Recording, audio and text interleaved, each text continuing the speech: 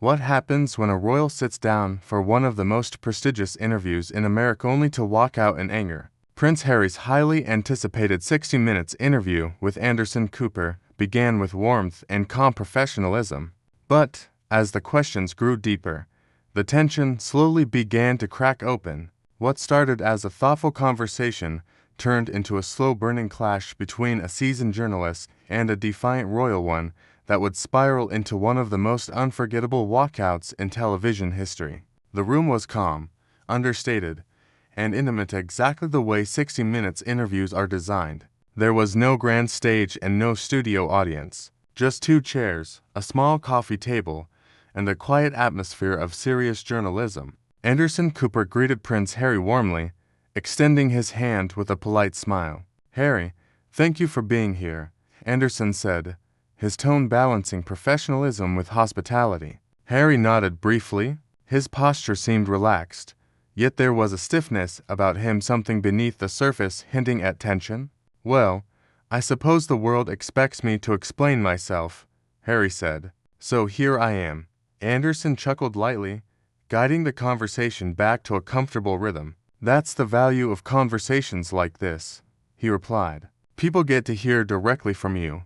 The first few minutes moved along smoothly. Anderson asked about Harry's life in America, his work projects, and the transition from royal duties to private ventures. He also touched on the challenges of raising a family outside the shadow of the crown.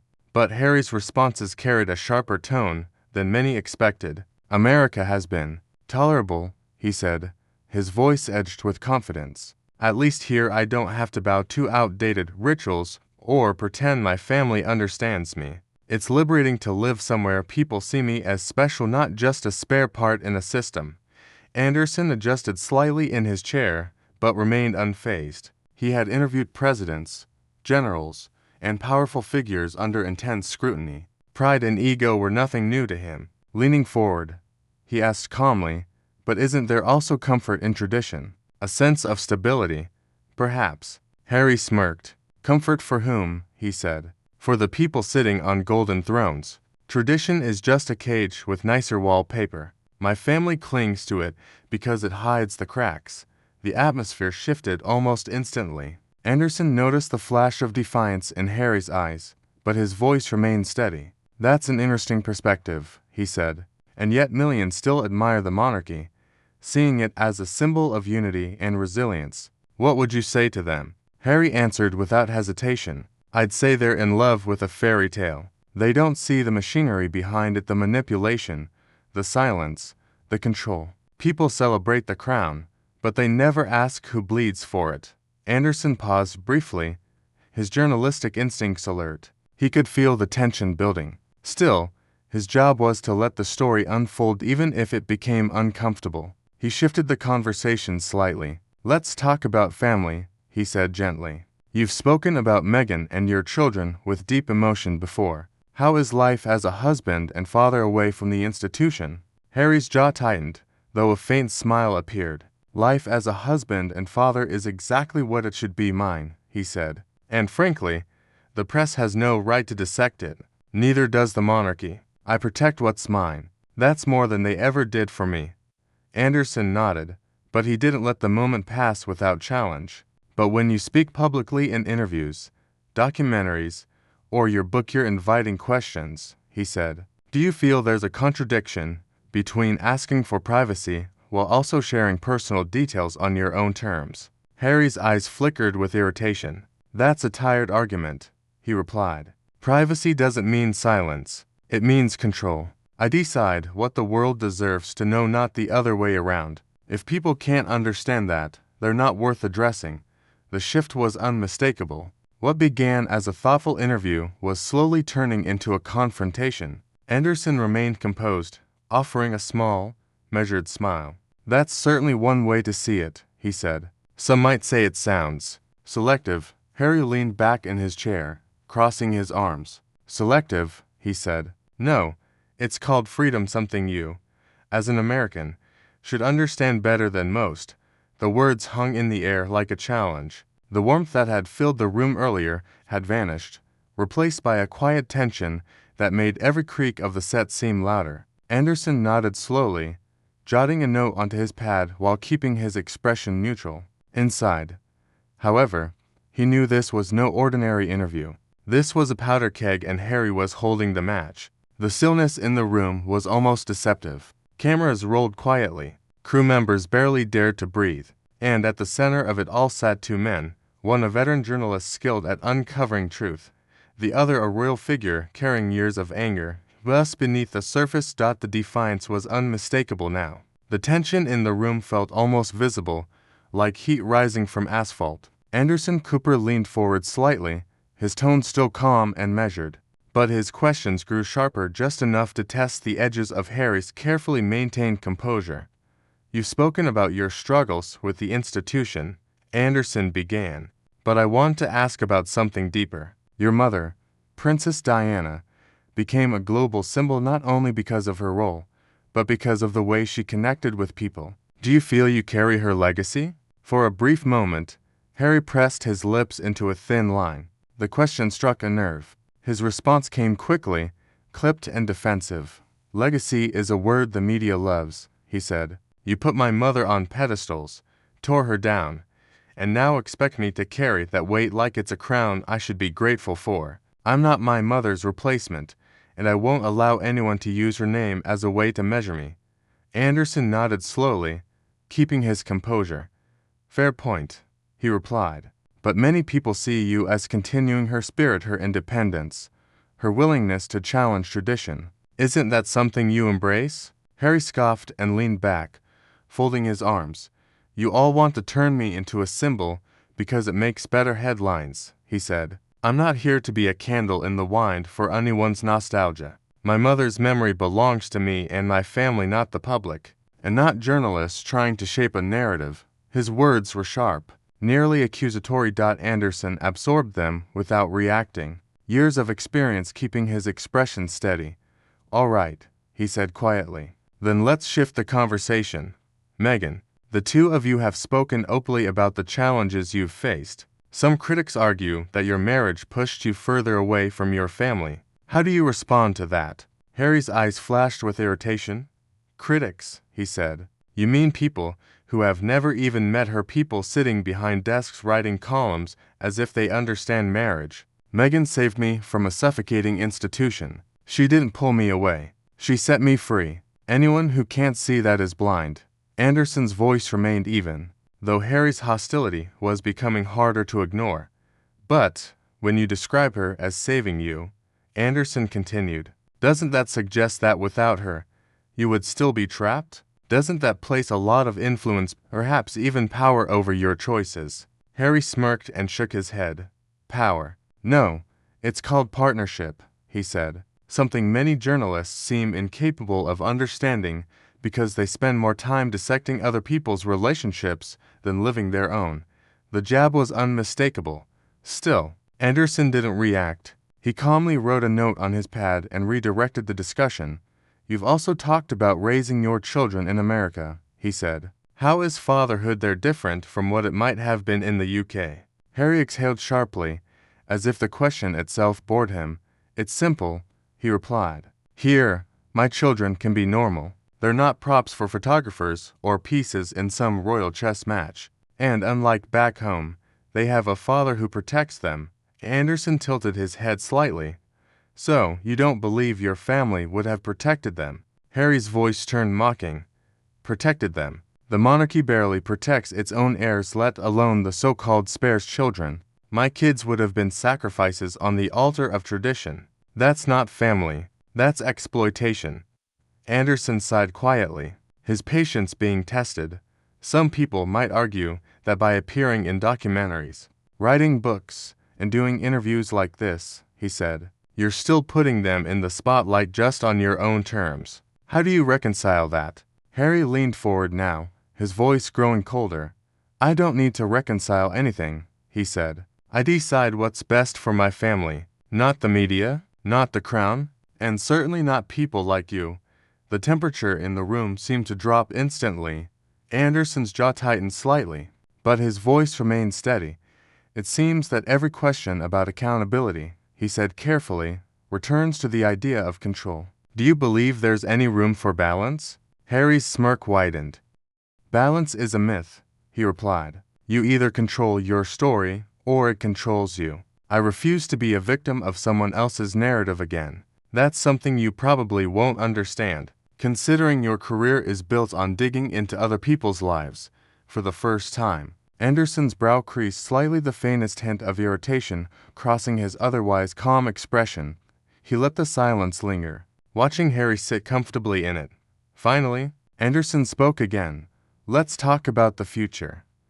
Then, he said deliberately, what do you see ahead for yourself? What does life look like for Prince Harry 10 years from now? Harry chuckled quietly, though there was no warmth in it. The future, he said. The future belongs to me. It's not something I need to outline like a press release for public approval. I'll do what I choose, what I want. I take when I want, Harry said, his voice sharp. People can either accept that or choke on their expectations.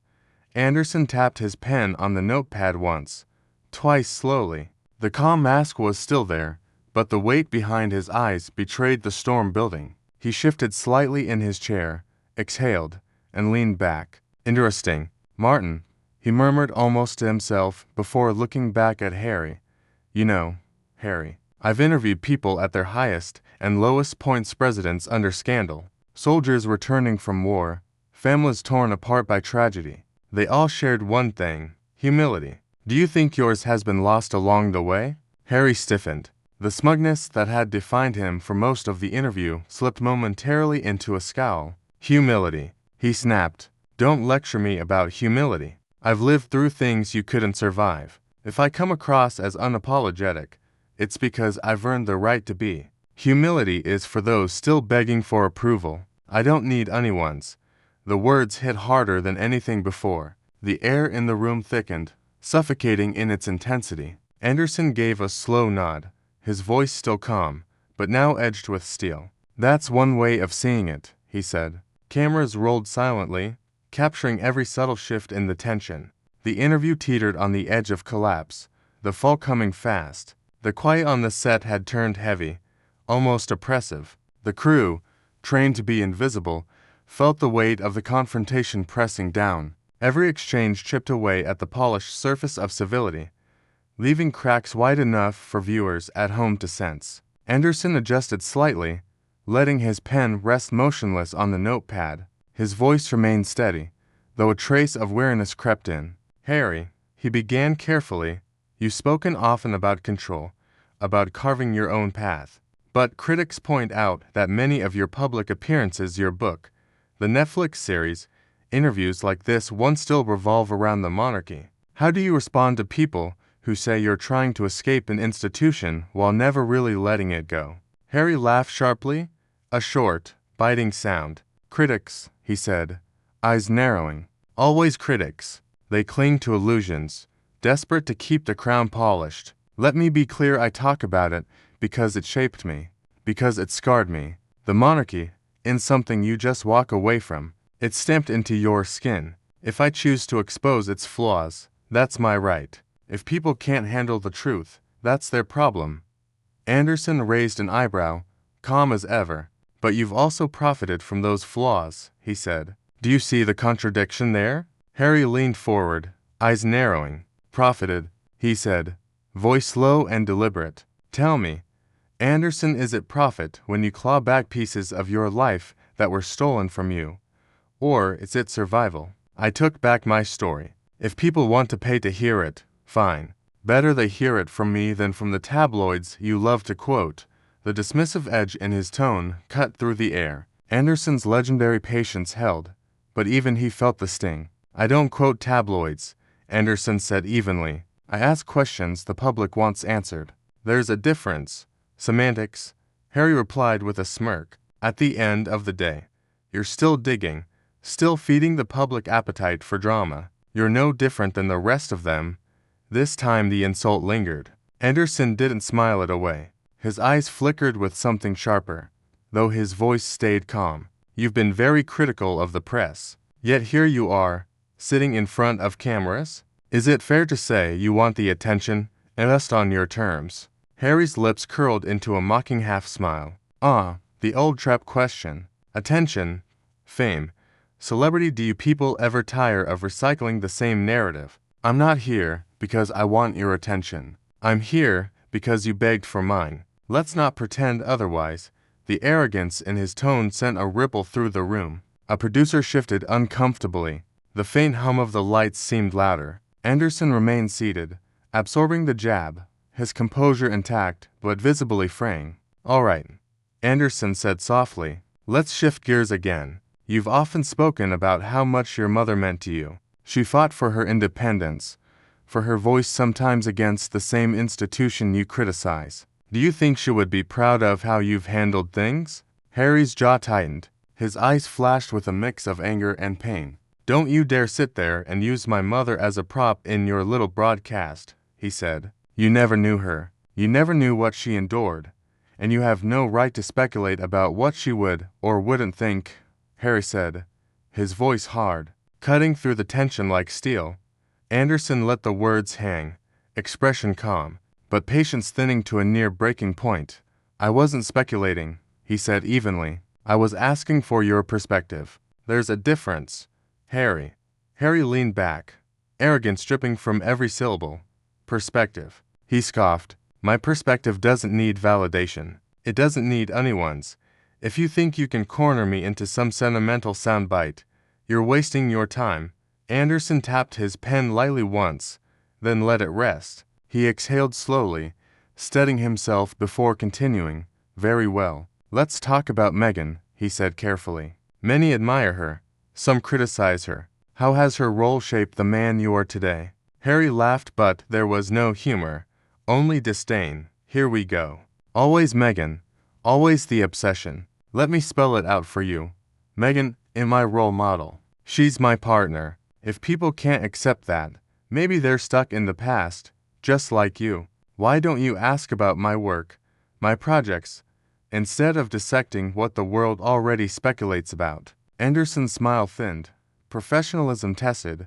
I have asked about your work, he said. Yet you steer every answer back to grievances with your family or the press. Do you think it's possible your critics might have a point, that your story has become defined more by resentment than purpose? Harry's face hardened. His voice dropped low, growling with intensity.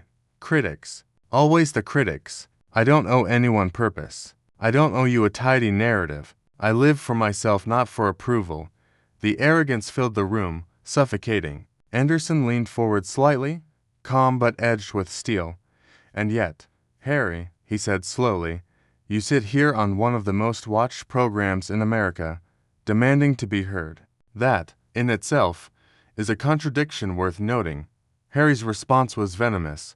Spare me the lecture, Anderson. You thrive on contradictions. Without people like me, you'd have nothing to fill your precious airtime. Remember that before you try to moralize, the silence that followed was heavy, almost unbearable. Crew members shifted nervously, exchanging uneasy glances. Anderson's calm didn't break fully, but Harry's arrogance pressed down like a physical weight.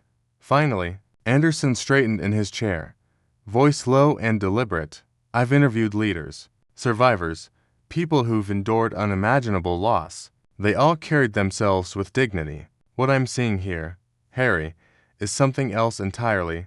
Harry's eyes narrowed. A smirk returned. Dignity is overrated, he said coldly. Survival is all that matters, and I've survived more than you'll ever understand. The words landed with finality but not respect. The room was now charged, hostility crackling just beneath the surface. Everyone could feel it. The fuse had nearly burned to the end. Anderson sat back, composure hanging by a thread. The next exchange would decide everything. The studio was silent, the kind of tension that feels alive, pulsing with unspoken confrontation. Anderson's gaze stayed locked on Harry, sharp, measuring every movement. Across from him, Prince Harry sat with arms folded, chin lifted, smug and defiant, convinced that simply refusing to bend had already won him the exchange. But beneath that exterior, there was a flicker of unease, like a fire that had grown too hot to contain. Anderson cleared his throat, voice steady. Harry, let's step back. For nearly an hour, we've talked about family, your choices, your life in America. You've spoken often about control, about refusing to be defined by others, but don't you think your behavior, this defensiveness, this hostility is defining you more than anything your family or the press ever could? Harry tilted his head, smirk widening. Defensiveness, hostility, he said, voice sharp. I call it honesty, something your industry is allergic to. The problem isn't me. It's people like you who want to box me into a fairy tale. News flash. I don't fit in the box. I never will. Anderson's pen tapped once on the notepad. He leaned forward slightly, steel edging his tone. This isn't about fairy tales, Harry. It's about accountability. Every time I ask about your family, you lash out. When I ask about your wife, you scoff. When I ask about your future, you dismiss it. At what point do you stop blaming everyone else and start looking in the mirror? Harry leaned forward too, words sharp and deliberate. You sit there in judgment, he said, voice low, as if you know what it's like to be hounded every second of your life. You don't. None of you do. And yet you expect me to bow my head and answer politely, that's over. I'm done playing by anyone's rules but my own. The air grew heavier, the tension almost tangible, as if the room itself was holding its breath. Every eye in the room was locked on the two men. Anderson's patience, stretched to its limit, finally snapped. He set his pen down deliberately, leaning forward, eyes piercing Harry. Let me tell you something, he said, low and cutting. I've interviewed presidents under fire, war veterans broken and rebuilt, survivors of unimaginable loss. Do you know what they all had in common? Humility, gratitude, a sense of responsibility. What I see here isn't courage, it's arrogance. You call it honesty. I call it entitlement. Harry blinked, momentarily thrown off. Entitlement? From you, he scoffed, trying to recover. You don't get to define me. You don't get to lecture me about humility. I've lived a life you couldn't survive a day in. Anderson shook his head slowly. No, Harry, you've been given a life most people couldn't even imagine. And instead of owning it, instead of using it with grace, you sit here sneering at every question, treating every opportunity as an insult. That's not survival. That's self-destruction. The words struck like a hammer. Harry's jaw clenched, his face flushing with anger. You think you can shame me. You think I owe you anything. I don't owe anyone explanations, least of all, you. Anderson's gaze didn't waver. Then why are you here? He asked evenly. Why sit in this chair under these cameras if not to explain yourself? You rail against the media, yet you run to the spotlight. You talk about freedom, yet you're shackled by your bitterness. You want to be heard, Harry, but you don't want to listen, and that's why you're here alone. Without the institution, without the family, without the respect you think you deserve. Harry's fist gripped the arms of his chair. You think you know me, he barked, voice rising. You don't. You're just another voice in the chorus, another vulture pretending to care. My family didn't deserve me. The monarchy didn't deserve me. And maybe the world doesn't either, but I'll still live my truth whether you like it or not. Anderson leaned back, his expression hardening, the calm facade gone, replaced by something colder. You want the truth, he said. Here it is. You're not living your truth. You're hiding behind it. You're not the brave rebel you think you are. You're a man who had everything handed to him and decided to burn it down not with purpose, but with pride. And if Diana were here, I think she'd weep at what you've become. The words struck across the room. Harry froze, arrogance faltering for a heartbeat, replaced by raw anger. He pushed back his chair, the scrape loud against the studio floor. That's it, he spat. I won't sit here and be insulted. This interview is over. Gasps rippled through the crew. A producer raised a hand, trying to calm the situation, but Harry was already standing, storming toward the exit, microphone still clipped, the wire snapping loose as he tore it away. Anderson watched him go, voice steady as he turned back to the camera. Sometimes the hardest truth to hear is the one that cuts closest to the bone, he said. Tonight, you've seen a man unwilling to face his reflection. That's his choice. But our job is to ask and to listen even when the answers come wrapped in arrogance. He exhaled, gaze softening as he addressed the audience directly. I want to apologize to you, our viewers. We hope for honesty and reflection. What we got was something else entirely, but perhaps in its own way, it revealed more than any answer could. The cameras lingered on Anderson's calm face for a moment before cutting to black. Across America, viewers sat stunned. The prince, who had come to tell his story, had walked away instead, leaving not clarity, but controversy.